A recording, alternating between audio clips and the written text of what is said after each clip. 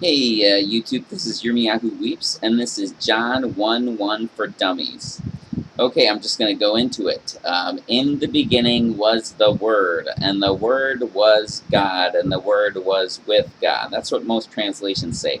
Now I've examined the verse. Well, first of all, John would be the Hebrew Yochanan, because they were Hebrews. The Yehudites, or Jews, living at that time were Hebrews and probably spoke Hebrew.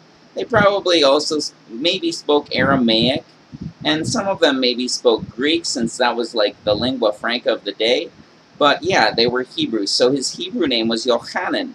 Now, Yochanan actually has a meaning, and the meaning of the name Yochanan is Yahweh is favoring and compassionate. Now, the Yo in Yochanan was the truncated form of Yeho, and that would be the prefix form of the name Yahweh at the beginning of a name. So Yochanan, Yehohanan, Yochanan means Yahweh is favoring and compassionate. Now, when I've looked at this verse, it says in the beginning, or maybe more accurately translated, in a primacy beginning. And that's directly referring back to Genesis, or Bereshit 1 verse 1. So that's what he's referring to. In the beginning, in a primacy beginning, was the Word, the Logos. Now, Logos, I looked at that, and that basically means like word, or thought, or idea, or order, message, plan, purpose, meaning. All of those are derived meanings of logos, and I think the logos is probably from the Hebrew debar. Now, I think there's evidence that what's commonly called the Gospels was originally first written in Hebrew, and then probably translated maybe to Aramaic, and then to Greek, and then to whatever languages we have today. But if it was written in Hebrew, like I think there's evidence for it, then I think that the word that it would have been translated from, the logos would have been translated from, would be dabar, Hebrew dabar. Now, dabar can mean word, but it can also mean like message, or sentence, or book, anything that someone's utters. So an utterance, basically. So the logos would be utterance. Logos dabar would be utterance. And a primacy beginning was the utterance. And the utterance was towards or with the Elohim. Now that towards or with is the Greek pros, and from my understanding, it would mean towards or with, it in the direction towards. Like, you have one thing, and it's one thing in the direction towards something else. So it's towards the Elohim, or with the Elohim. And the utterance was Elohim, or an Elohim. I'm not exactly sure which would be the, if there's room in the Greek for one or the other, either Elohim or an Elohim, I'm not sure. From what I found, the first one would have been the Elohim, and the next one would have been an Elohim. Now, what was in the beginning? In the beginning, Elohim spoke. His utterance. He spoke creation into existence. So in the beginning was his utterance, was the utterance of Elohim. And the utterance was towards or with Elohim. It was, if you followed the utterance to its source, you would go to Elohim. And the utterance was of an Elohim, was of Elohim. It was his utterance. I'm just going to continue for the next two verses. It existed in a primacy beginning towards the Elohim. All things came to be through it, and apart from it, not one thing came to be that came to be. Now, if you notice, most translations say he. He was in the beginning. Well, if the pronoun is referring to the utterance is not a he. The utterance is just an it. Now, from my understanding, Greek, as well as other languages like Spanish, have, for their pronouns, they have things either gendered. They have the masculine or feminine. Like a table, I can't remember which one a table is in Spanish. It's either masculine or feminine.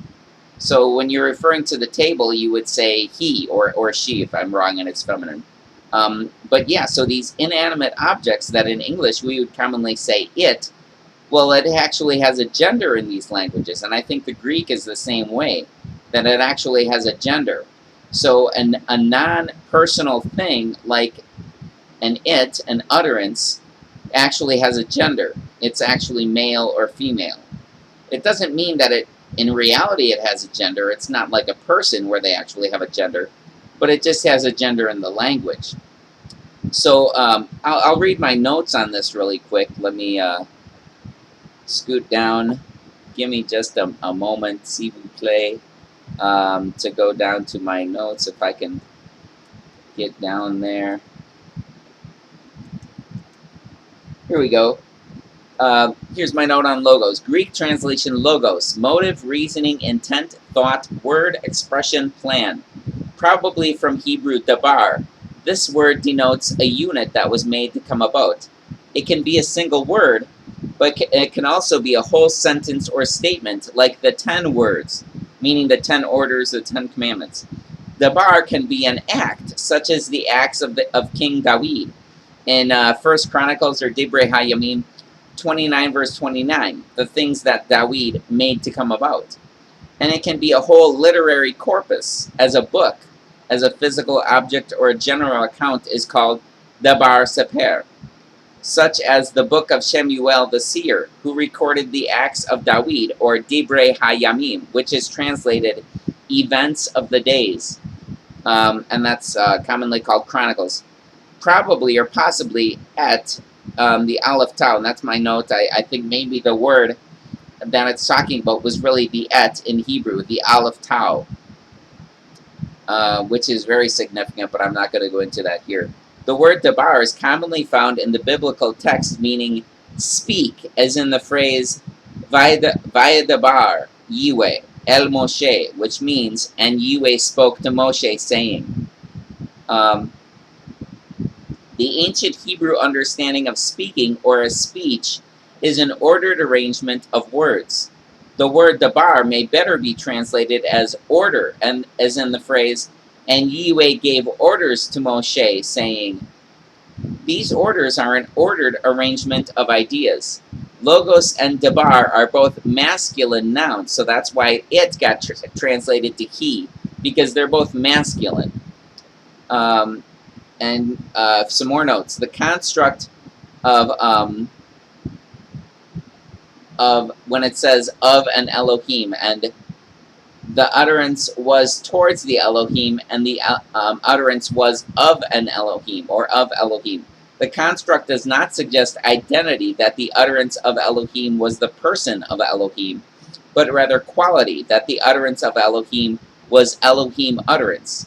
It is the same idea as when Shaul said that all writings are Elohim breathed, and Shaul meaning Paul, but his name was really Shaul. The ancient Greeks used the word theos both in the singular and the plural, similar to the Hebrew usage of Elohim. So they use theos meaning the singular, but also plural, and I'm guessing it would probably be determined by the pronouns used. If the pronouns were singular, then you knew that theos was a singular usage. But if the pronouns were plural, then the theos would be plural also. Here, where was I? Greek scholar Jason Bedun from the Northern Arizona University says this: the Greek phrase is theos en ho logos, which translated word for word is a god was the word. Greek has only a definite article, like our the. It does not have an indefinite article, like our a or an. If a noun is definite, it has the definite article ho. If a noun is indefinite, no article is used. In the phrase from John 1:1, ho logos is the word. If it was written simply logos without the definite article ho, we would have to translate it as a word. So we are not really inserting an indefinite article when we translate Greek nouns without the definite article into English, We are simply obeying rules of English grammar that tell us we cannot say Snoopy is dog, but must say Snoopy is a dog. Here, I gotta grab my dog real quick.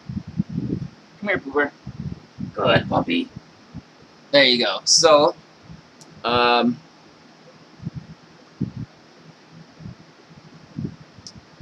yeah, those are my notes on Yohanan 1:1. So Yohanan 1:1 is really saying, oh shoot, if I can go back. In a primacy beginning was the utterance, the logos, or dabar, which I think it's referring to the Torah. The Torah is the utterance. The Torah is the utterance of Yahweh. First is his utterance of speaking creation into existence, and then the rest of his speech, the message he gave to Moshe. So in the beginning was his message. In the beginning was a message of Yahweh, the Torah. And then later in verse 14 it says, and the word became flesh. The Torah, the utterance, became flesh. So that's when it's saying that the utterance actually became a human being. That human being being Yeshua HaMashiach. When he was born, his parents, Yosef and Miriam, Joseph and Mary, when they had sex and gave birth to him, and he was born, he was the living incarnation of the Torah.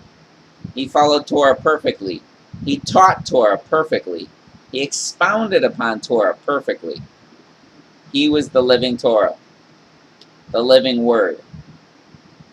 So, that is Yohanan 1:1 for Dummies. I hope this has been useful, interesting, beneficial.